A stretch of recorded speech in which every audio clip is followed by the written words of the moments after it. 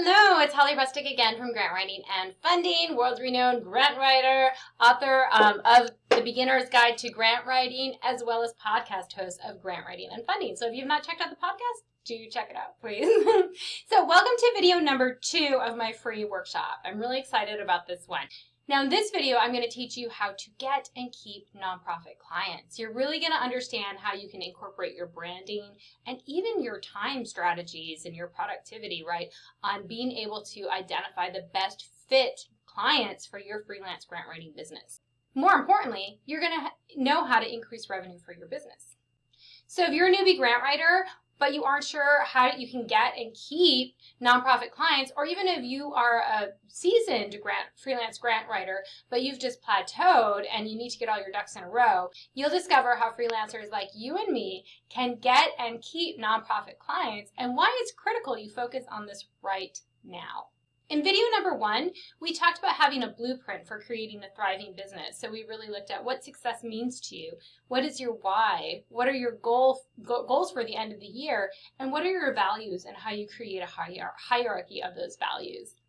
I shared how this is going to immediately help you get off that floundering fence so you can really make a decision to move forward in your freelance grant writing company. So if you haven't seen that video, please stop this one and go back and watch that one first and do the downloadable. And then get back to this one. Today I'm going to build on what we discussed by sharing the number 1 thing that you must master if you want to get and keep nonprofit clients. Think of this as the first step towards making this happen. This is an entirely new way of thinking about freelance grant writing, so you're going to want to pay close attention. The goal is to break you free of wasting time and money on the wrong types of ads or continually getting no's. This way you'll never have to worry about how to get and keep nonprofit clients, which means you're going to increase your revenue for sure. We've got a lot to cover today, so be sure you have a pen and paper, the downloadable, so you can take notes along the way. Anytime you're trying to get and keep nonprofit clients, it's inevitable that you're going to hit roadblocks. You might have experienced some of them already. Things like not getting nonprofit leads, not having confidence to reach out to nonprofits, right? You've got those 10 people on the list that you've been needing to call every day for the last 10 days and you just haven't done it. Your confidence is low, right? And even spiraling into imposter syndrome. Well, here's what I know to be true. If any of this sounds familiar, it's totally normal. But if you simply accept this at face value, you're never going to get and keep nonprofit clients. And I know where you're coming from. I get that it feels like some of this is out of your hands. It's frustrating to come up against these things again and again. I've been there myself, and I know other aspiring freelance grant writers and seasoned grant writers have even been there as well. And it's especially stressful because you know that getting past these challenges are key in helping you get and keep nonprofit clients, right? But there's that fear, and that fear holds us back. But when we come together like this in a team, we're able to really identify what that fear is and be able to honor it and then move past it. So in this video, I'm going to make it easy for you. I'm going to help you avoid these usual headaches by showing you the simple steps that I follow to get and keep nonprofit clients, which will save you lots of time, money, and frustration. However, before we go any further, it's important I bring your attention to something that often gets overlooked as you begin to see this on a practical level. And ignoring this virtually guarantees you're going to have a tough time trying to get and keep those nonprofit clients. It's easy to think it's hard to get nonprofit clients. This is a very dangerous assumption to make, and I don't want you falling into the trap. But at some point, most of us believe this to be true, even me. And the big assumption is why so many freelance grant writers are really struggling. Coming up, I'm going to reveal the truth behind the old belief that it's hard to get nonprofit clients. And more importantly, I'm going to share you what I know to be true. So let's get in the meat and potatoes of today's video. Okay, so in order to actually identify nonprofit clients, we need to know what type of client we want to have. I know a lot of you might be coming to the table just thinking, I want to work with nonprofits. Well, let me tell you, like in any business industry, that's way too big. We need to niche down. And I'm not saying you only ever have to serve your niche, but what I am saying is once you identified a niche in the nonprofit market, you can really be able to put all of your energy into that, and then other people will also come to you, and you can definitely take them on as well. But if you're trying to reach everybody and anybody, you're not going to reach anybody. Like, it's just the way it is. It's just in any kind of business, if we're just reaching out to everybody, our message becomes very blurred, it's too general, and it's not clear. So what I'm going to help you do today is to really identify that nonprofit client you want to work with. This is going to help you get those types of clients. So before I move into that, I want to go ahead and explain the different types of nonprofits. And I'm going to do that in two different ways. One way is I'm going to look at the size and revenue of nonprofits, and then the other way is I'm going to look at their specific focus and priority. In this way, by looking at both of those kind of avenues, you're going to really be able to identify who you want to work with and how you want to focus your time.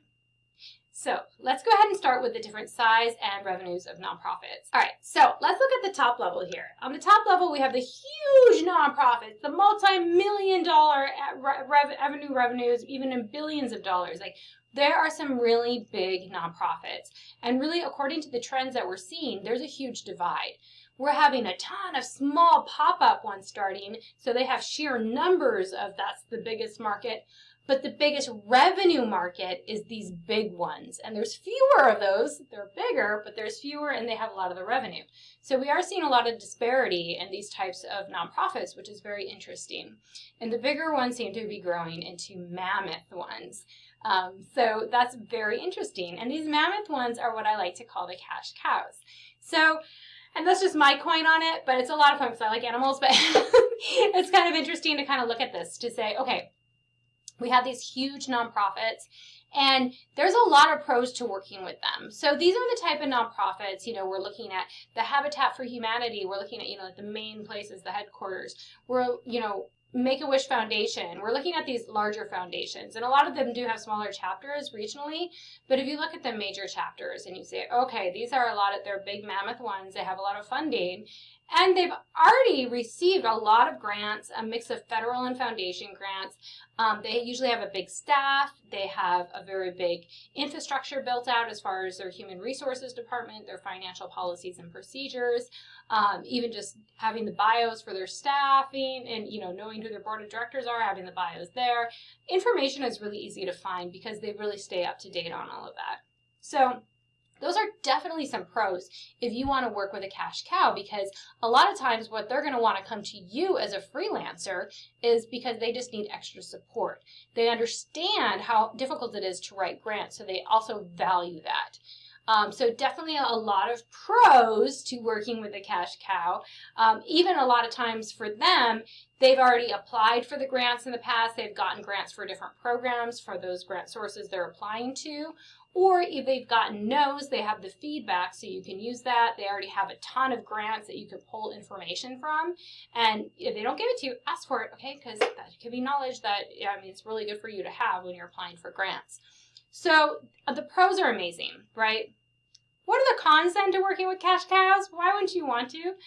Well, a lot of times they already have an internal full-time freelance grant writer or a freelance grant writing team. Like, these people don't mess around, right? They get money. They're used to this. But sometimes, like I said, they might hire a freelancer because maybe one of their internal grant writers is on leave or something like that, or just needs more support, so they're going to pull you in. Or they're developing a new program, so they just need to kind of hire you to write that out. But what they're looking for is usually seasoned grant writers. So to actually get these types of gigs, you really need to have a portfolio most of the time, right, and show your grant success. Sometimes they even want to hire grant writers who have specifically reviewed that specific grant they're going after, or have gotten them awarded, or both. So you really do need to have a proven track record, usually to work with these larger organizations. So that could be a con, especially if you're new in this industry or you don't have a lot of experience writing those types of grants. I can definitely, in my whole freelance grant writing master course, I do talk about like how you can become more credible though as well. There's definitely ways, and you can get paid for it. But that's generally the pros and cons. So a lot of pros, but yeah, there's some heavy cons too.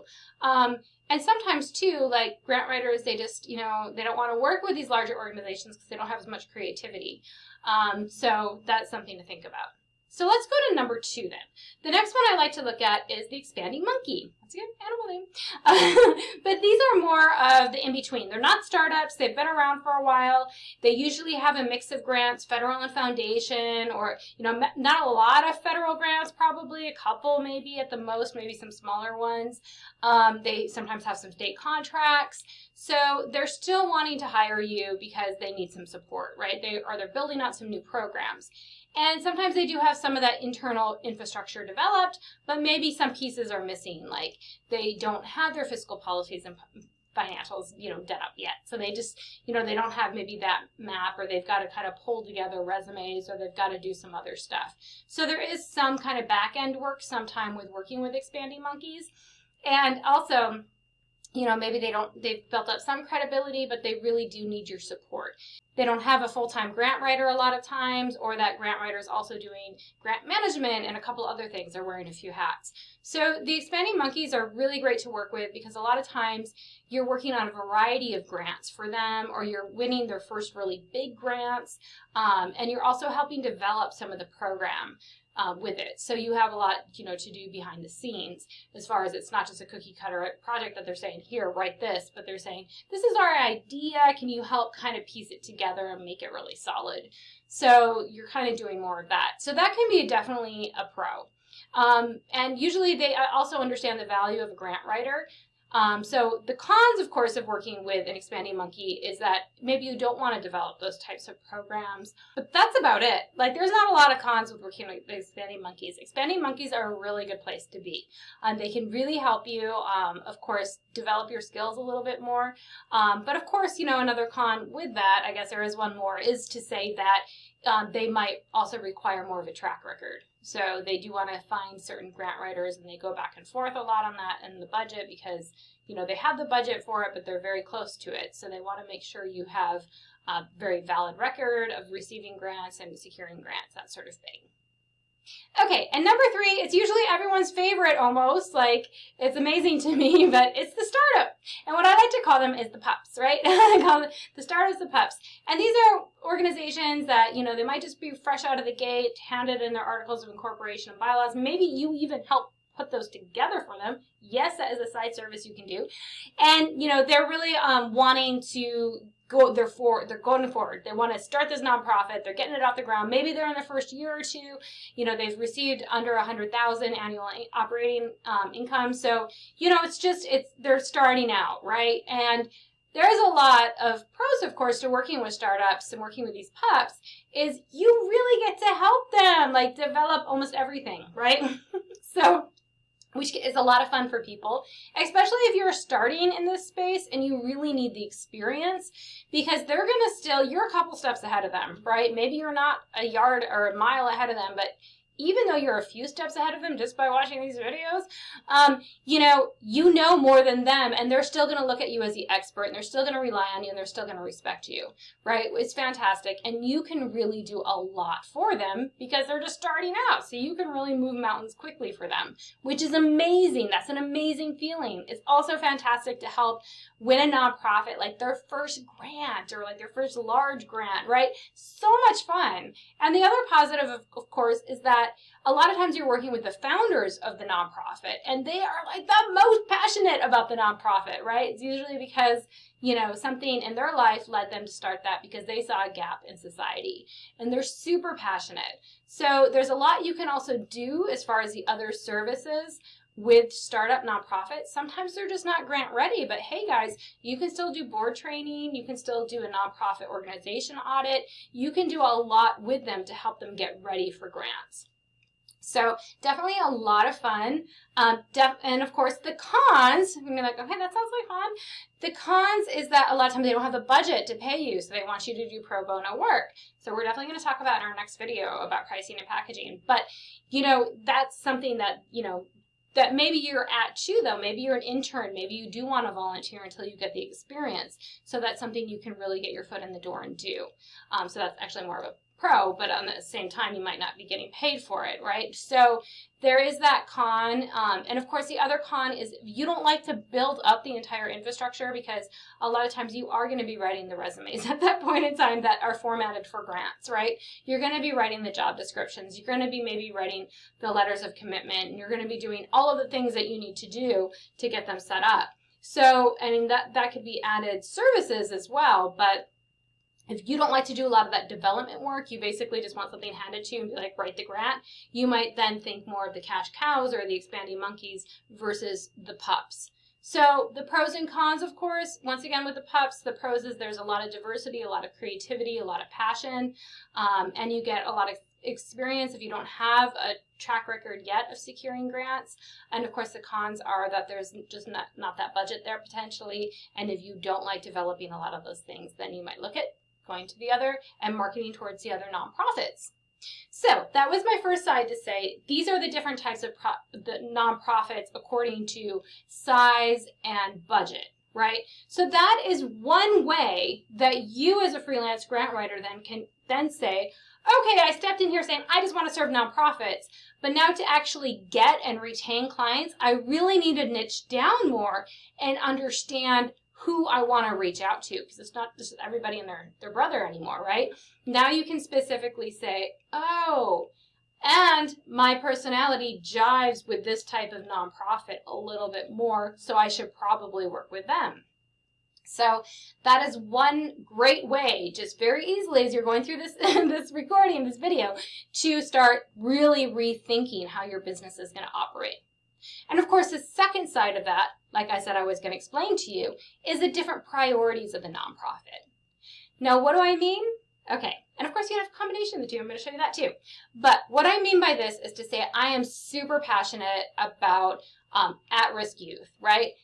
I want to work with, and I don't care if they're a pup, or I don't care if they're a cash cow or expanding monkey, any nonprofit of any size or income, if they're serving at-risk youth and they're doing prevention programs, and even, you know, they're actually putting the programs in place after for serving these kids, I want to be involved. That is my passion. That's what I'm all about.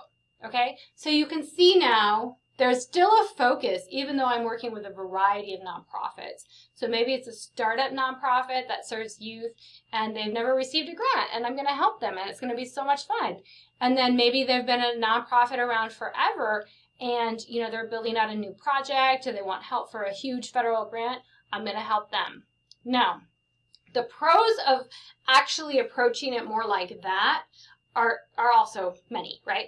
So one of the pros about that is, of course, you're passionate about it. You're going to show up and you're going to be excited about your work, right? That's what this is all about. Like, we want to live fully, right? We want full lives. And if that's what's going to bring you to the table, then do it. Go after that. That's your way, right? The other thing, of course, is it can also make your job a little bit easier. What do I mean by that? Because the research you do, right? You've got to show the needs, right? And yes, there's different needs in different communities that you might serve, but I could be sitting here on Guam and I could serve a youth nonprofit here. And I could also serve a youth nonprofit organization in Minnesota, right? You're thinking, those are two different communities. How would you even have the same kind of concept to the needs section of the grant? And I would say, well, maybe I always start my grants more as like showing the umbrella. You know, in the nation, overall, around the world, these are the different types of youth homelessness, right? For instance. So I've done the research. I've done a broad range of research to really show the needs. So I can just maybe put that somewhere. We're going to talk about SOPs. All right, so I can put that somewhere and store all of my research, and then when I'm writing for different organizations and different grants, because everything has to do something with at-risk youth, I can pull from that, right? Or I know, like, oh, I know this one website, they always have great information on teenage pregnancy, stuff like that. Like, you're going to become really familiar with the information that is out there and the research that is out there surrounding youth, at-risk youth, you know, on different parameters. So you are becoming an expert in at-risk youth, like across the board.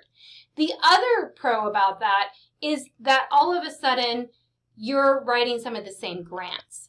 And it could be for different nonprofits, right? So it doesn't have to be for the same, but you're writing, so maybe you have 3 nonprofits you're writing for, and you're writing for the exact same SAMHSA grant. And you get 2 of them awarded, say, or 2 years in a row, you get three awarded for different nonprofits. And you can definitely do that, okay? You can write for more than one nonprofit for the exact same grant. And Now all of a sudden you're becoming an expert in writing that grant, and you're way easier. You can get hired so much easier because they'd be like, oh, have you written this grant? Yes, and I've gotten 5 awarded in the past, right? So that's another thing, is you're narrowing down on the different types of grants. You know which ones for youth homelessness or at-risk youth are being released at different times, so you can let the nonprofits know. So you're just becoming more well-versed and more comfortable in a certain stream. That's going to set you up for success. And like I said, though, if an arts nonprofit comes to you, it doesn't mean you can't write for them, and you know what I mean? But most of your clients could be focused in that stream, and that's where you're research and that's where you're well-versed. You can also then apply as a grant reviewer to review those types of grants. Once again, you're building up your expertise in that certain sector, right, in that certain priority area. So, and that brings me to another positive for that, is that now all of a sudden, your marketing is different. You're reaching out not to every single nonprofit executive on LinkedIn, but to those who actually run at-risk youth nonprofits, right? You're being very specific and very targeted in your marketing, or even organic marketing of reaching out directly to those people on LinkedIn, right? So all of a sudden your research becomes so much more narrow, and your marketing becomes so much, you already know who you're going after. That could also reflect in your branding and your mission statement and all of that, as far as maybe it has a more youthful look, right? So these types of things you really want to become, make sure you know what you want to go after. And you say, Holly, that sounds great. All those pros sound fantastic, but I'm interested in knowing about everything. I love to know about like at-risk youth and developing those projects, and I also want to work on human trafficking, and I want to work for the arts organizations, and that's what keeps me excited, because if I have to show up and learn the same thing every day, it's going to be like hitting my face across a cheese grater. If you're like that, don't go for sector then. Go for a certain type of nonprofit then, right? As far as like the size. Maybe then you're like, okay, I'm just going to serve pups, but all the pups have different, they have different kind of expertise and priorities, but that's who I want to serve. So that's how you can kind of do an either or look, and really getting to know yourself and saying, do I want to be a specialty grant writer, or do I want to be a generalist? What lights me up? Does lighting me one specific topic light me up? Or does the opportunity to learn so much about the world and the projects, does that light me up? And that's really going to help you guys in your targeting. It's really going to help you to get clients, and it's going to help you to retain those clients, because you're going to best serve them. So let's do a quick review of what we covered today. First, we saw a whole new way to think about how to get and how to keep clients. You can use what you learned today to immediately help you get your ducks in a row, right? Now that you wrote that down, all of a sudden, I hope it's a lot more clear on how you can really make this a reality. Plus, you found out how to identify your nonprofit clients, so you know what to aim for and how to market. It's been a jam-packed video, so make sure you review your notes and put this into action right away. Speaking of taking action, before we go today, leave me a comment right below in this video.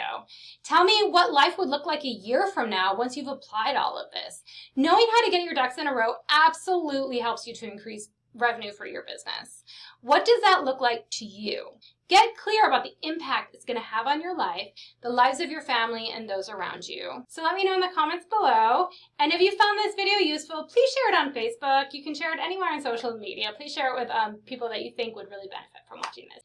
In the next video, I'm going to show you the entire system so you can develop pricing and packaging. Hello! It builds on everything we talked about today, and most importantly, it outlines everything from starting from the ground up and growing and scaling. I believe this is the most valuable training in the entire workshop, because it's one I always get asked about. You'll walk away with so much clarity about how everything fits together, and you'll see the areas that are most important for you to look after right now. So if you're a newbie grant writer, this will give you the exact track to run on to develop pricing and packaging. And if you're already an accomplished grant writer, then you'll learn the specific steps you can take right now to amplify the momentum you already have. Plus, you'll identify a few things which are likely holding you back from growing and scaling the way you want. I'm even including a PDF download, so make sure you get that, so you can print that out to use it as a roadmap and to follow along. The next video is all about equipping you with long-term success and giving you the big picture strategy for making the progress that you're after. But for now, I'm going to leave you with it. Just by learning what we covered today, you're one step closer to your ultimate goal. You want to start a real business and get nonprofit clients. And you and I both know it's so much more than that, because it means you're going to have less stress and spend more time with the people you love. And that's what really matters. So take what you learned today and start putting it into practice. Maybe you're just at the beginning stages, or maybe you can apply it right away. The key is to get moving.